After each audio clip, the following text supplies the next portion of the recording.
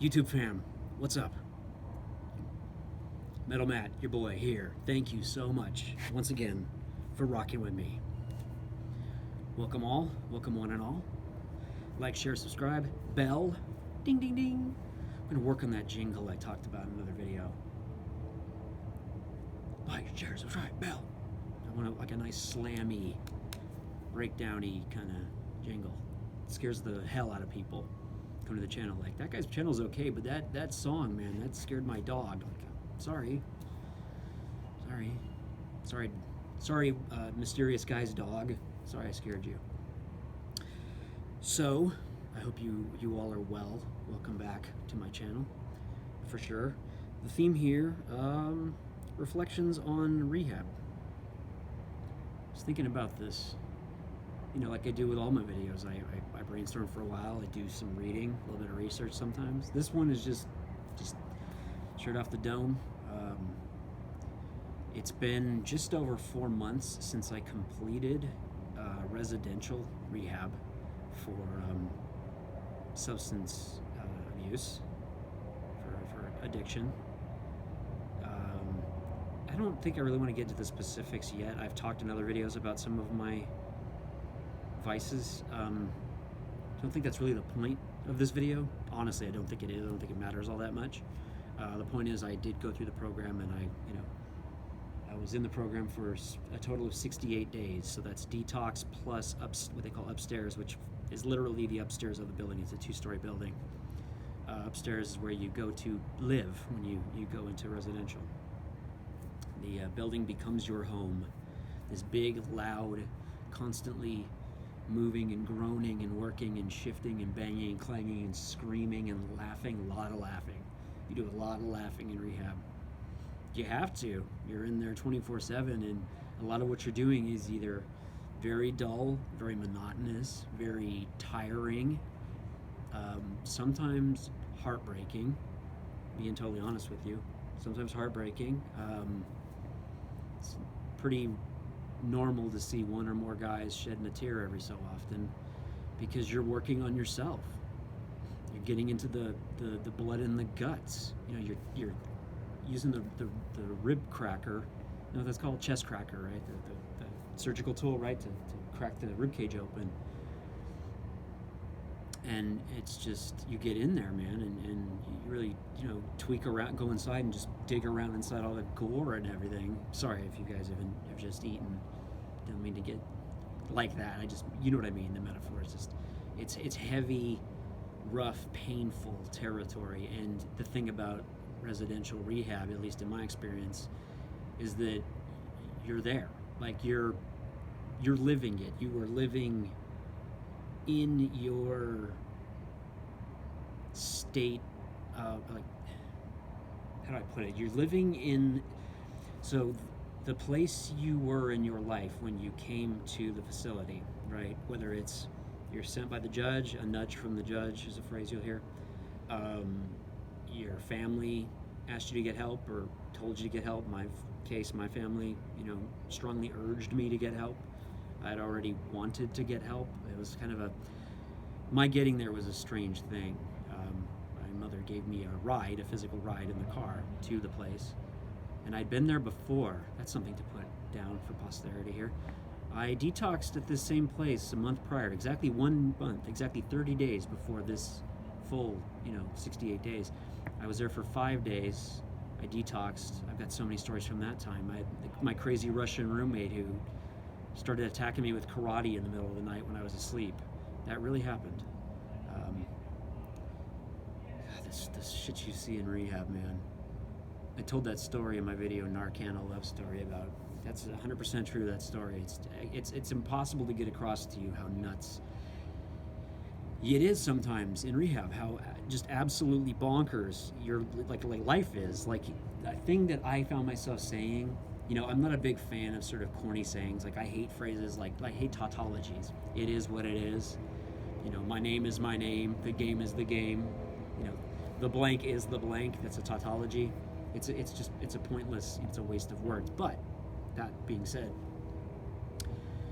and this isn't a tautology, I just realized, but you'd hear me saying a lot in there. It's really like never a dull moment. The last thing you are in rehab is truly bored. Now, before anybody jumps on me, any completists who watch my videos and can remember things I've said, I said in one of my recent videos that I was told I might get bored eventually, and that I should get a job on the core team. And I admitted in the video I did get bored, and I did join core to stay more busy. All of that's true.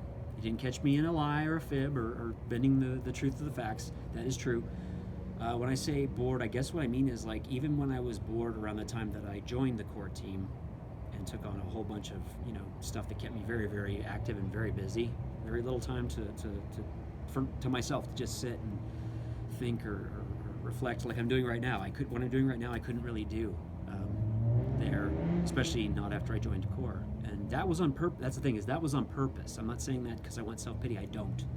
I'm simply expressing sort of one of the weirder dynamics of being in that place. I was thinking about this like 2 days ago, I think it was. I'm going to talk about this right now because it's coming to my mind, and I'm like, let's capture it on camera.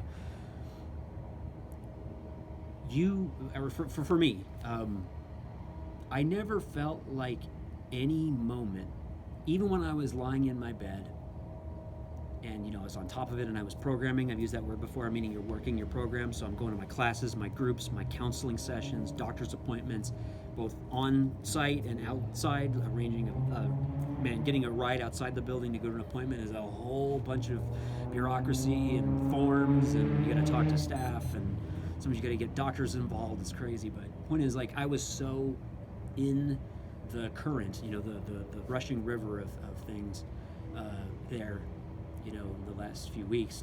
I was programming like a demon, just on it.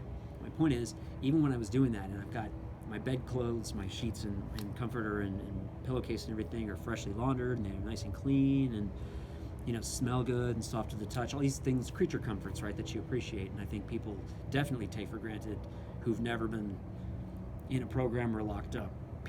Y'all just don't even know how good you have it when you have a clean, warm bed and you're not surrounded by a bunch of noise. Like the dude next to you's not blasting Lil Peep or Tekashi 6ix9ine. There's so many things I came out of that place having done that I really never thought I would do, some of which is cool or funny or interesting or intriguing, and some of which is like I could have gone my whole life without that and been perfectly fine. So like my introduction to mumble rap, and some friends of mine got me into some stuff I genuinely liked. Like I'm trying to think of some of the artists. Rich somebody, you guys know who it is. He's got that song Down Below. I like that song, believe it or not. I'm not a big trap guy, but I do like that song a lot. I like the vocal hook on the chorus. So I like a little bit of trap, a little bit of cloud rap, but for the most part, it's just not my thing. I'm a boom bap guy when it comes to hip hop, but that's okay. It's just styles that come and go, change and shift, what have you. Respect to those artists that are crushing it. But my point is, like, I never thought I'd be able to say to anybody, I've heard everything Lil Peep's ever recorded. And I've heard all of it over and over again, because one of my roommates, who is a friend of mine, a guy I genuinely love, he's a good dude, just played Lil Peep a lot. And just after a while, I was like, all right, dude, like, if I hear Come Over When You're Sober one more time, I'm jumping out the fucking window. I cannot take that guy's voice anymore. That half awake, stoned on perks and Roxy's, that's the whole style of it. It's just like, because maybe it's the old man in me or the metalhead in me, but I hear that stuff and I'm like, wake up, like, God, get up. What are you doing? Like, you make your living doing music. Show a little enthusiasm, God. So that was the thing I think that bothered me more than anything listening to mumble rap. It was like, even if I dug the beats, I'd be like, oh, this is pretty sharp. I like those snares, those hi-hats are pretty sick. This is nice. I could go with this.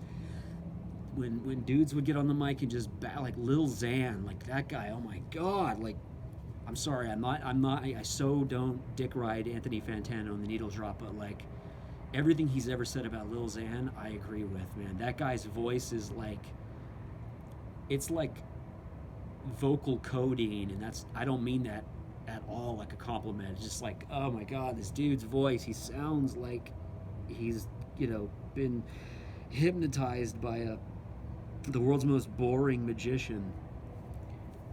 So that's the theme of this video here, right? Just telling y'all some stuff about rehab. So what was I saying? Back to it real quick. A moment. I never had a moment that I never felt I truly had a moment to myself.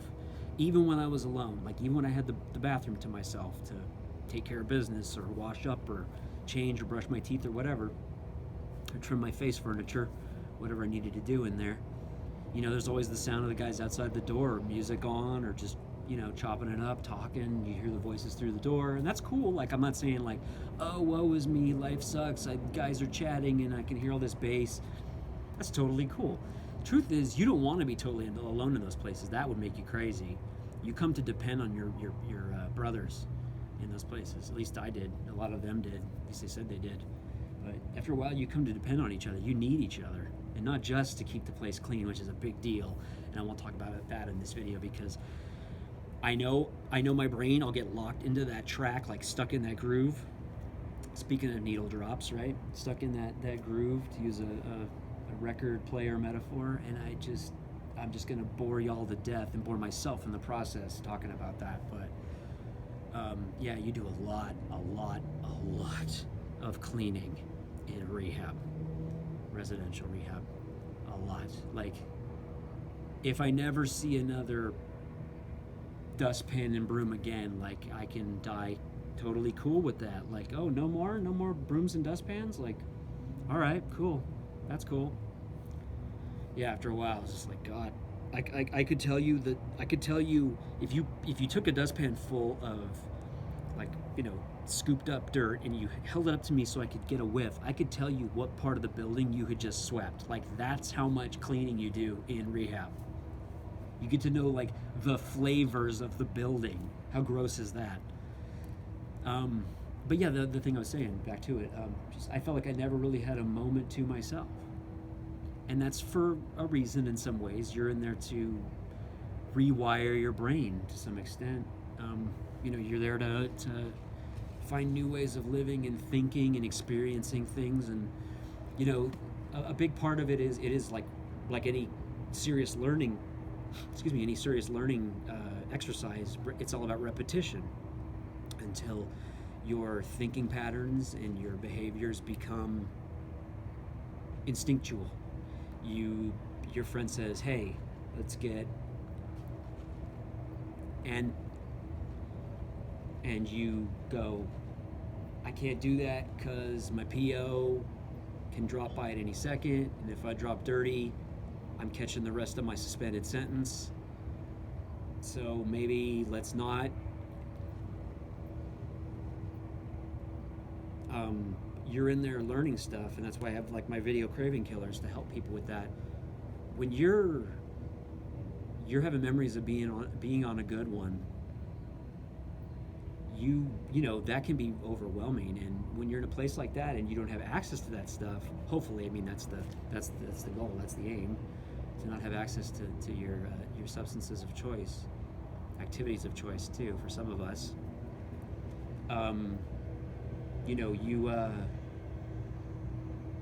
You're forced to deal with that. You're forced to deal with those urges in a way where it's like you really want to fill in the blank. Well, you can't because fill in the blank isn't available to you in this building. So what are you going to do about that? And you've got to figure out what you're going to do about that. And then also how you're going to take what you're going to do about that in the building with all the guys and the staff and the nurses and the visiting psychiatrist, and once in a while there's a cop, whatever, all these people there. There's all this hustle and bustle and noise and fucking lights going on and off and the echoing of silverware and plates when you're in the cafeteria or the chow hall, if you're some of those institutional cats who just can't stop using all those jail terms. That's a thing too. I had a few cellies or bunkies. They wanted us to say roommate, but some habits, old habits die hard. You got guys in there saying celly and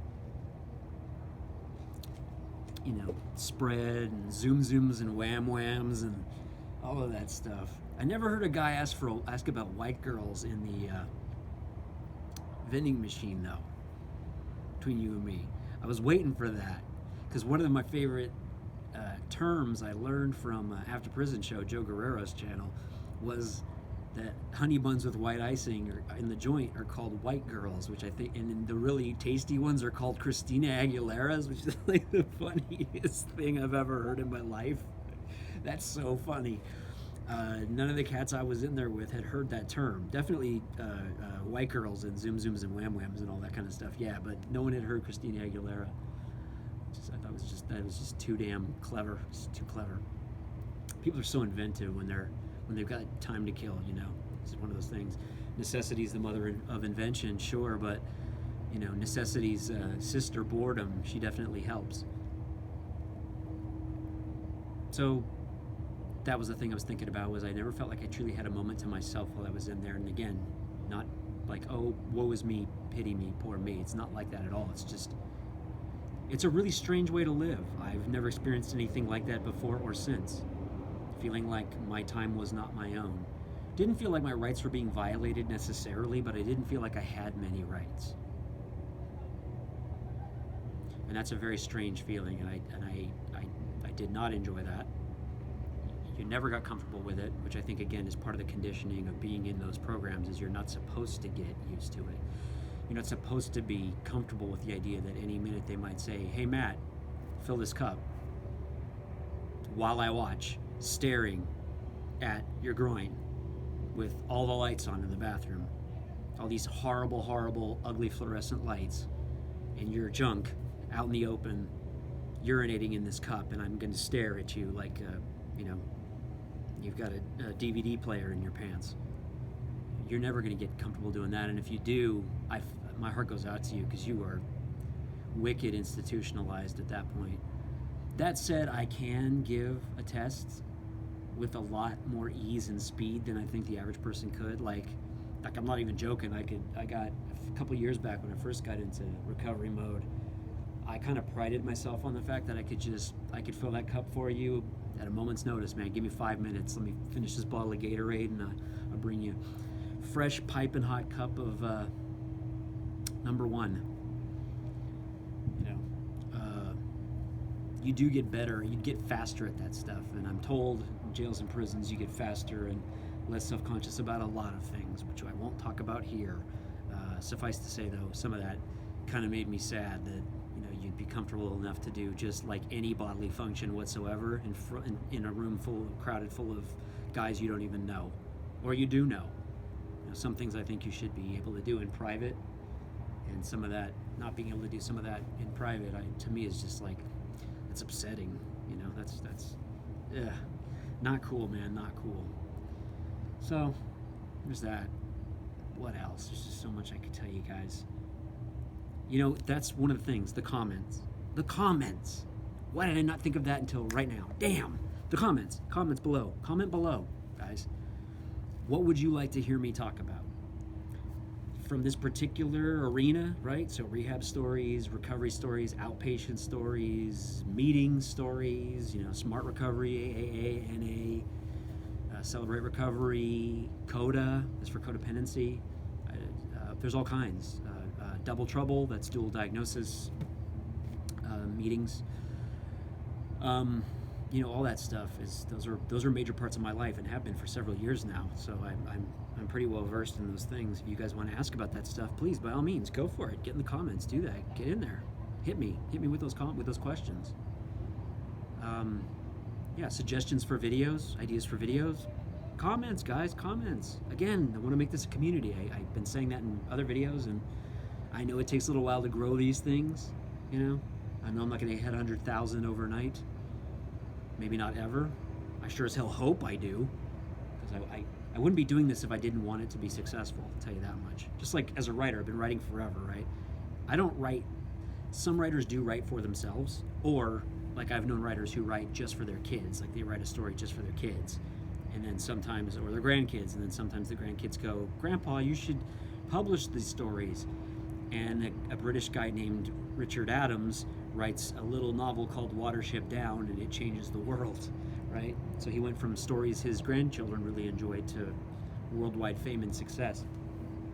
legendary series of books.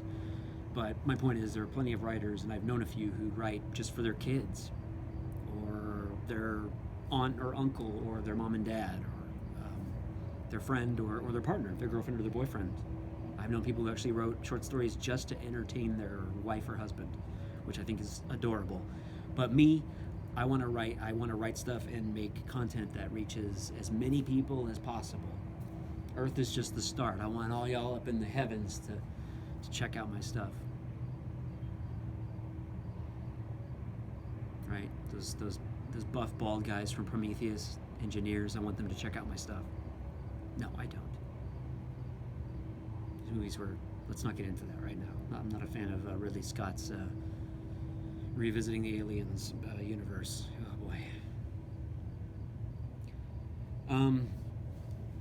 Yeah, Rehab thoughts. Hit you with a closing thought here. Yeah, I got it. I know what I wanted to say. What I'd like to end on. Finish up with. I am truly grateful that I did Rehab. I'm glad I did it. Was it pleasant? Absolutely not. Was it hard? It's one of the hardest things I've ever done. I've got probably a top 5 hardest things, and it's definitely in that tier of 5 things. It's one of the 5. It's one of those slots. It was a lot of work. It was very, very grueling. It was emotionally rough, hazardous, sometimes devastating, I would say. Just facing your, and that's all without even including like the 4th step and the 12 steps, right? Your fearless searching moral inventory. Not even touching that, which is rough if you're being honest. That's a tough one to do. But not even going that far, touching that part of it, just being present and participating in your groups or your counseling sessions, or shared meals with your boys, and just chatting and chopping it up over chow. Make that a t-shirt. I'm grateful for my time in rehab. I'm glad I went. I'm proud of the fact that I completed, and I don't have it with me, my coin from my coin app, but I'll do a video where I show you guys my coin at some point. I've got a lot of chips too from different amounts of sobriety at AA and NA. I do both of those, and other stuff. I was saying that earlier. Not showing off, just telling you how it is. Some people, for them church works. Some people just AA is enough. Some people smart recovery is enough. Me, I do a lot of different things. A big part of my sobriety is staying in contact with friends of mine who I've met in groups, in classes, in treatment, outpatient, inpatient, residential, like the whole gamut. I've got some really, really great people that I consider good friends. In fact, I was talking with one of them last night who said he'd like to film with me. He said podcasting, but I'm hoping he would be amenable to being on camera for you guys, because he's a fascinating dude with a lot of great stories. We have a lot in common, like intellectually and in terms of our addiction history. Him a lot more so than me in certain things, and then vice versa, other things. Me more on others than him, so on and so forth. It's not a contest. I've done more of this blank than you. Well, I've drank more of this blank than you. Well, I've slept with more of these blanks than you, and I've sold more of this than you. And the shame Olympics are alive and well. Some of us, because you got to have I'm of that mindset of you've got to have a sense of humor about your past. Another friend I was talking with, a different friend actually, last night, about recovery and how having a sense of humor. Sometimes you've really gotta laugh about this stuff. You've got to find the humor in some of it, or the old saying people always say is like, I gotta laugh or I'll cry, right? I gotta see the humor or I'll go crazy. For me, it's not quite that black and white. For me, I find the humor in things because life sometimes is just so crazy and absurd that I have to laugh. I don't have any other natural reaction to the absurdity other than laughter. And I know that in some of my other videos I've had serious laughter fits, fits of laughter. I've watched some of my videos back, you guys, and been like shocked at how much I laugh a couple times. I've got that one, Love, Death, and Fruit Flies, which a video I'm really, really pleased with, and I got into some very painful personal territory and on that one, and glad I did it. Glad I put it out there. Don't regret it, but I laughed pretty hard several times in that. I was really like, wow, I really was thinking about some heavy stuff and finding humor in it. So I think that's healthy. I think that's healthy. You know, between you and me, I mean, doing these is therapeutic for me. So if you guys get entertainment value and information, that's a big one, information and things that you find helpful and useful from these videos, you know, that's more than I could ever ask for or hope for. I'm really happy that people can take something useful from my content, for sure. But that being said, I don't want this to be small and humble. I want this thing to blow up. I want to be a worldwide phenomenon. I want to be famous. I want to be like Dave Chappelle. I'm rich, biatch. But anyway, that said, so that's some of my rehab thoughts. I don't know how many days I've got now clean. It's a lot. Like it's over 100. It's probably, it might be closing in on 200 because we're past the middle of the year. I don't want to do the math on camera and bore you guys to tears. Maybe I'll do it before I film the next video, and then we can talk about clean time, you know, varying degrees of it I've had over the years. A few days here, a few weeks here, a few months here. At one point I had almost a year. That was in 2017. I had almost a year before my first relapse. I can do that story another time. Definitely don't have time for that right now, and I'll be honest, I don't have the emotional energy or strength right now. That's a heavy story that I don't feel like getting into tonight, so I pray that you'll grant me your grace to wrap this one up here and get to that story another time. It's just way too rough for how I'm feeling right now. I don't think I have I'm strong enough at the moment to revisit that particular relapse. It could really mess me up, and I don't want to mess myself up. I'm feeling all right tonight, and I hope you'll appreciate that and respect that. That said, I thank all of you for rocking with me as always. Thank you for coming by and chilling with Metal Matt, your boy. All things are on the table. All things are up for discussion. There's a lot more to me than just recovering addict and, you know, mental health wellness advocate. There's a lot more to me, I promise. I used to play break beats for break dancers in nightclubs in a past life. I was a raver kid in another life. You know, I've done all kinds of stuff. I've been all kinds of things. I was a rockabilly in my early 20s. Yeah, pompadour, back when I had a lot more hair than I do now in my old age. But yeah, thanks guys. Like, share, subscribe. Please, please, please hit the bell. Thank you.